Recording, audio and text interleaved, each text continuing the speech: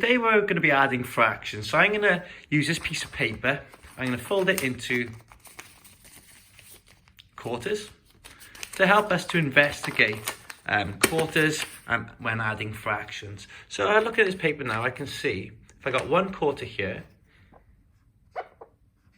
and I add another quarter,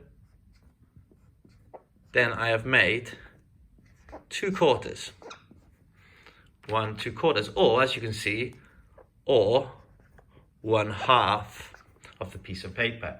Okay, I can go a little bit further with that now. So I know that this top is 2/4. So I'm now going to begin to add more than one fraction together that has the same denominator. So I can add one more quarter, and then add one more quarter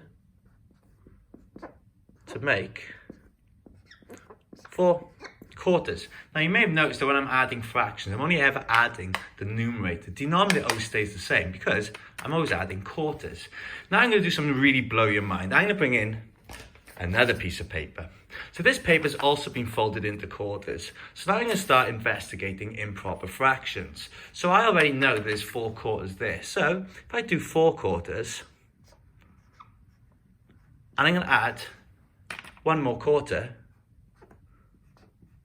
I now have 5/4 altogether. So that explains why improper fractions work, why the denominator doesn't change, because I'm only ever counting quarters. You can see these 4 parts, they're quarters. So all I've added is another quarter, so I've got 5/4. But another way of saying that is that I've got one piece of paper and a quarter of a piece of paper. Now what I want you to do is make a video like this yourself, using pieces of paper or anything else you would like to investigate adding fractions together. Once you finish that video, I'd like you to send it to your teacher via Seesaw and wait for some feedback.